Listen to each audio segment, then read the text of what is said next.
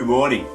Tony Campolo, a sociologist and Christian speaker and writer, tells a story of when he was asked to introduce a new course into the university. It was on existentialism and something else, some long title, about existence, about being, about living.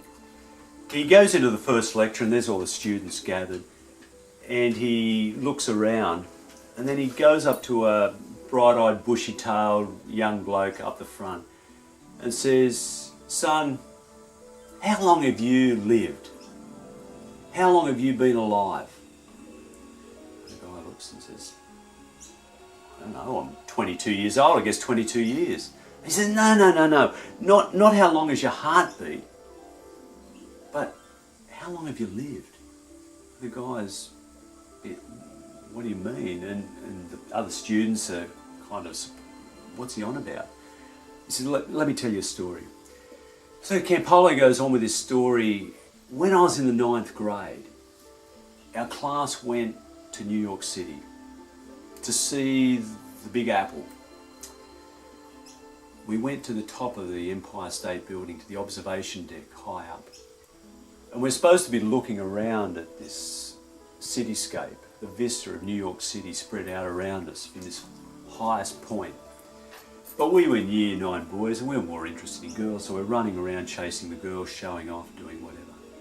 And I missed it until one moment when I was up near the wall at the edge around the top, and I stood up and I looked out, and I was amazed. I was filled with wonder. My breath caught, and I could see this vista of New York spread out, the skyline spread out in a way I'd never seen or understood it before. I saw things that I'd never seen before. And in that moment I was filled with wonder. Absolute wonder. A wonder and an awe I'll never forget. And in that moment I was alive. My senses, my being was alive with things I'd never seen or known before. As long as I live, I'll not forget that moment. I was alive. And I've had many other moments like that. So, son, how long have you been alive? And the boy looks up and says, "Well, Doc, when you put it like that, maybe a few minutes." I recall that story, and I've thought about it in my own life. How long have you been alive? When am I alive? When do I have those moments of awe and wonder where I'm present to presence, to what is, to something deeper and richer and more beautiful. Something that takes me deeper into life and being. And in the moment I'm alive. I'm not living in the future or in the past, but right now. My senses are alive. My being is alive. There are many moments for me like that. I have to be aware and open myself to them often. Sometimes they just break in and they take me by surprise, much like Campolo on the top of the Empire State Building. But other moments, I stop and allow myself to see and to hear and to be. The flower that opens, breaking out of the bud. The orchids that we have in the backyard, when they come into flower and bloom, to stop and look at them, the intricacies and the wonder. Or the frangipani up the yard, or the many other flowers that have their season, their time. Or the current eucalypt blossoms, the gum blossoms, beautiful and reds and pinks breaking out. Or the squawking of parrots and flying past, and the bright colours. Or the stream that flows, the creek that flows gently and ripples by, and the reflections of the sky and the trees. Of the gum trees that are tall and large, and the sun that filters through them in the early morning. Of the warm sun on my back on a cool day. Or the breeze in my face on a hot day. Or that diving into the cool water when the day is hot and feeling the refreshment. Of listening to music, whether it's the classics, the raucous polyrhythms and polyharmonies of Stravinsky and Petrushka, or the beautiful melodies of, say, Mendelssohn's Hebrides Overture, or the strength of the 1812 Overture, or the many others, or listening to the song, the pop song, the rock song that's filled with energy and drive and passion, or the anthem that fills me and lifts me and drives me on, or the rock and roll that's full of life and happiness and joy and makes your feet dance, or my favourite, perhaps jazz, that just lifts me, and listening to the improvised solos that take the harmonies and the rhythms and play off each other and create this new thing.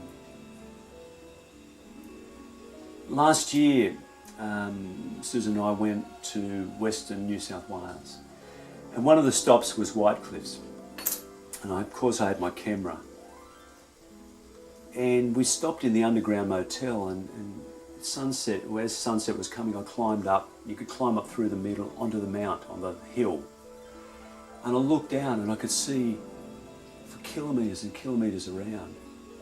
I got a sense of the whole vista, and then the sun setting over the desert, the trees and the scrub and the rocks and the red earth. It was majestic, and this golden light flooding the valley, or the area, the landscape. And then the next morning, getting up and looking on the other side of the hill to the sunrise as it came up over the desert.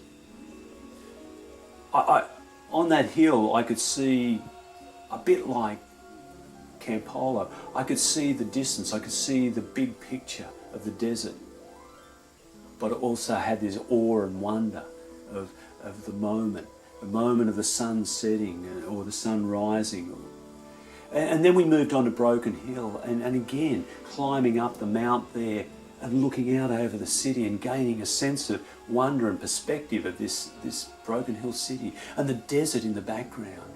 And then the sun setting across that landscape. Beautiful, wondrous, filling with awe and wonder. And as I take photos, I enter into the moment. It helps me to see and enter into the experience. We took a trip down to Menindee Lakes. They were about 20% full, and we went on one lake, still plenty of water in it, so I can't imagine what it's like full. And we took this sunset boat cruise up the lake. Magnificent.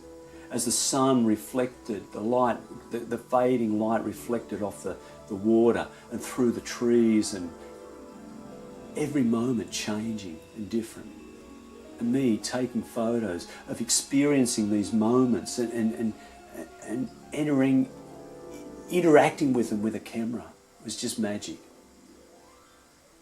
This week is the end of this season we've been in, Epiphany, this season of light, of enlightenment, of manifestation of love and grace and God's presence in profound ways, mysterious ways, wondrous ways.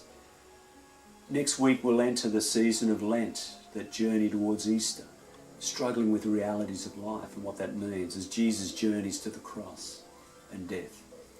This week we read a story that's called Transfiguration Sunday, the grand title.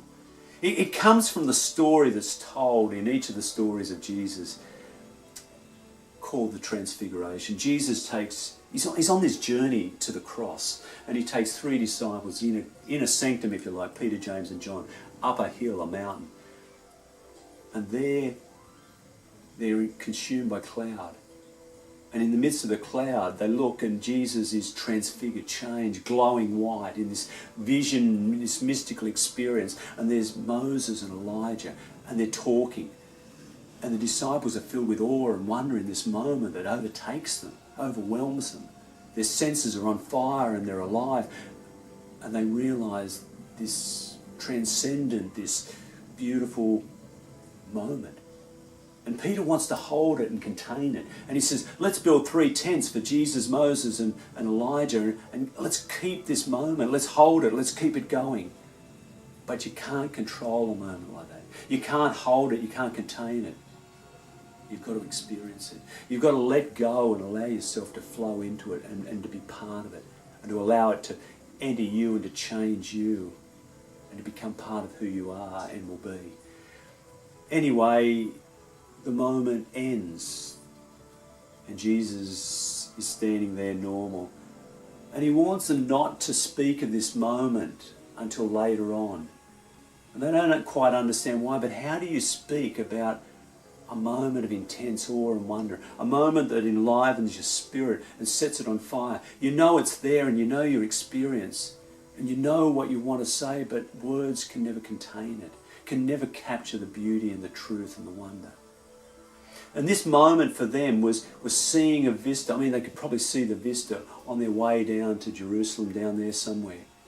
They could see the landscape, but it was bigger than that. It took them into a bigger place that they would look back on and understand that in this moment they're seeing the glorification of Jesus. That was the vision, that death was not an end, but there would be something bigger, that God's life was bigger than the life we know and think of.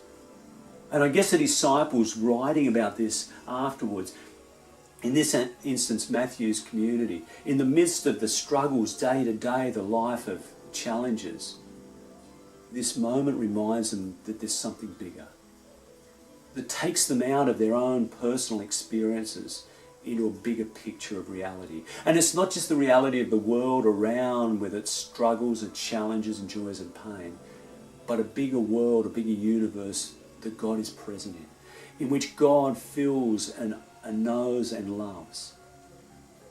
And that the story is God's story with us. And that faith invites us into a bigger awareness, a bigger picture, a bigger belief, a bigger trust. And hope leads us on into a future that can be different, new and creative and loving. And love is the way. Love is the ground, the basis of all that happens. Love and justice is what God's on about. In this moment, the disciples experience something profound. They see something deeper and richer, and they will ponder it, and it will change them. Just as when I see the flower, the bud opening, when the dog licks my face and awakens me to the relationship between species, when I see animals and plants and trees and hills and mountains and streams and rivers and valleys, sunrises and sunsets and clouds, and the wonder and beauty of the world, when I hear that music that touches my soul, or hear the story that fills me, or the art that lifts me into a new place and speaks a different language and invites me to think and experience something new, to see the world differently. When I sit around a table with family or friends and share the stories of life, joy and the pain, the tears and the laughter, when we wrestle with issues and problems and joys and challenges, when we wrestle with faith and life and God, when we wrestle with spirit and being, we're changed. And we're drawn into this deeper, bigger thing that God holds. I invite you to ponder those moments of wonder, awe and wonder in your own life. To stop and allow awe and wonder to fill your being. To be present in the moment. To be present to presence. Presence that holds you. That opens eyes and ears and spirit and being to something deeper and richer and fuller. To the presence of the sacred and the holy, who is always with us. This one we call God. Amen.